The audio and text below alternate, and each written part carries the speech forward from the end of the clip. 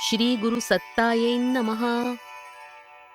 विचार क्रांति अभियान प्रस्तुति सद्भाव और सहकार पर ही परिवार संस्था निर्भर। लेखक पंडित श्रीराम शर्मा आचार्य। पाठ 3। ये मासूम भटकने न पाए। किशोरों के घर से भागने की घटना एक आम बात हो गई है। इस प्रकार की घटनाएं समाचार पत्रों, पत्रिकाओं, रेडियो द्वारा प्रसारित होती रहती है। भावी पीढ़ी में बढ़ती हुई यह प्रवृत्ति अभिभावकों एवं समाज के लिए गंभीर समस्या बनती जा रही है। माता-पिता एवं अभिभावकों को उनके घर से भागने से आंतरिक कष्ट होता है और बच्चों का भविष्य भी प्रायः अंधकारपूर्ण हो जाता है। ये किशोर सामान्यतः असामाजिक तत्वों के हाथ में पड़ जाते हैं, जो इनकी क्षमता का उपयोग अवांछनीय प्रयोजनों में करते देखे जाते हैं। नगरों में बाल अपराध की घटनाएं इन दिनों तेजी से बढ़ती जा रही है। अधिकांश बाल अपराध ऐसे ही बच्चों द्वारा किए जाते हैं, जिन असामाजिक तत्वों के चंगुल में ये एक बार फंस जाते हैं, फिर जीवन भर उनके इशारों पर नाचने के लिए विवश हो जाते हैं। चोरी, जेबकटी, स्मगलिंग से लेकर भीख मांगने जैसी अनैतिक कृत्यों में अपराध वृत्ति के कुसंस्कार जड़ जमाते चले जाते हैं और आगे चलकर ये बच्चे ही बड़े अपराधी बन जाते हैं। जो समाज के निर्माण में अपना महत्वपूर्ण योगदान दे सकते थे, वे ही अभिशाप सिद्ध होते हैं। बच्चों के घर छोड़कर निकल जाने की प्रवृत्ति इन दिनों प्रतिदिन बढ़ती जा रही है। इसे देखते हुए ये प्रतीत होता है कि कहीं कोई भारी त्रुटि हो रही है, जिसके कारण बच्चे ऐसे कदम उठाने में भी नहीं झिझकते। इस समस्या के निदान के लिए बाह्य उपचारों की अपेक्षा समस्या की मूल में जाना होगा, जिसके कारण बच्चे अनिश्चित भविष्य की ओर बढ़ते हैं। बच्चों का अधिकांश समय परिवार में व्यतीत होता है। माता-पिता के स्नेह, दुलार एवं भावनाओं के पोषण से बच्चे के व्यक्तित्व का निर्माण होता है। जहाँ एक ओर अभिभावकों के स्नेह प्यार से बच्चे का विकास संभव है, वहीं दूसरी ओर उपेक्षा एवं तिरस्कार भाव से उनके कोमल हृदय पर कुठराघात होता है। अभिभावकों के भावनात्मक बंधनों से ही बालक परिवार एवं परिजनों को सुख का केंद्र मानता है और उनसे अलग होने की कल्पना भी उसके लिए असह्य होती है। इसके विपरीत उपेक्षा एवं तिरस्कार का भाजन बनने पर यह परिवार में अपने आप को अनुपयोगी समझने लगता है। परिणाम स्वरूप घर के प्रति विरोध, आक्रोश, विद्रोह जैसी घातक भावनाएं बच्चे के मन में पनपती लगती है। अपने ही घर में वह परायापन अनुभव करने लगता है और पलायनवादी बन जाता है। यहाँ से उसके अंधकारपूर्ण जीवन का प्रारंभ हो जाता है। बालक का घर से विमुख हो जाना अभिभावकों के प्रति एक खुली चुनौती है। बच्चों में बढ़ती हुई इस प्रवृत्ति का मूल कारण ढूंढने पर पता चलता है कि वस्तुतः माता-पिता ही दोषी हैं। बच्चों के प्रति कर्तव्यों और दायित्वों का भली प्रकार निर्वाह न करने से ही ऐसी स्थिति का सामना करना पड़ता है। बच्चे का हृदय बड़ा ही संवेदनशील होता है। उसके मन पर भले बुरे व्यवहार की अमिट छाप पड़ जाती है। परिजनों का स्नेहपूर्ण व्यवहार उसके भावी विकास में सहायक होता है। दुर्व्यवहार, कठोर आचरण एवं उपेक्षा से उनकी कोमल भावनाओं को ठेस पहुंचती है। एक ही माता-पिता के दो बच्चों में योग्यता, रुचि, बुद्धि, प्रतिभा में भिन्नता होना स्वाभाविक है। अभिभावकों की इच्छा के प्रतिकूल होने पर उसे उपहास, अपमान, आक्षेप, तिरस्कार का भाजन बनना पड़ता है। इस भावनात्मक आघात से मानसिक संतुलन बिगड़ जाता है और बच्चा मन ही मन क्षुब्ध होकर घर से चुपचाप निकल जाने का रास्ता अपनाता है। बाल मनोवैज्ञानिक एवं अपराध विशेषज्ञ डॉक्टर दस्तूर ने विभिन्न परीक्षणों के उपरांत यह निष्कर्ष निकाला कि बच्चों के घर से भागने में सबसे प्रमुख कारण है पारिवारिक परिवेश।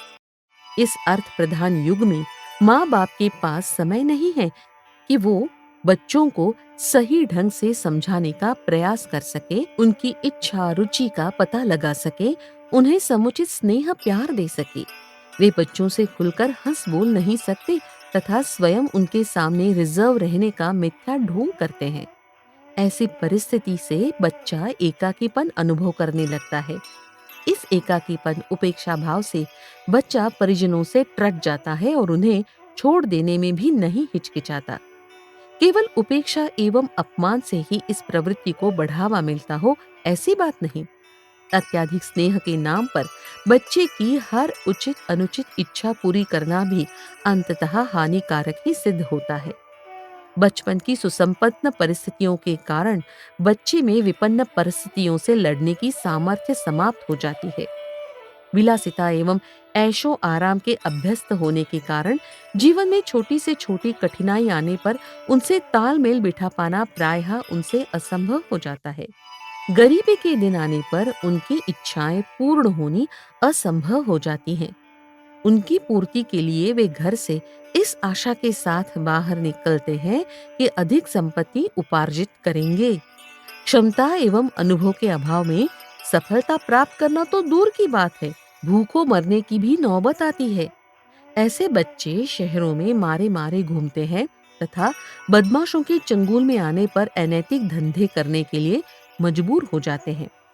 भौतिक उपलब्धियों का भी जीवन में अपना महत्व है, परंतु जो संपन्नता श्रम वृत्ति को समाप्त कर दे, वह मानव जीवन के लिए अहितकर है। आज अधिकांश परिवारों में बच्चों को सुख साधन अधिकाधिक देकर उनकी क्षमता एवं श्रम शक्ति को कुंठित कर दिया जाता है। प्रतिकूल परिस्थितियों से संघर्ष करने की उनमें क्षमता नहीं रहती। गरीबी के दिन आने पर ऐसे बच्चे कम में गुजारा करने में अपने आप को असमर्थ पाते हैं। अर्थ उपार्जन का कोई और उपाय न मिलने पर घर से भागकर बाहर कमाने का एक ही रास्ता उन्हें दिखाई देता है।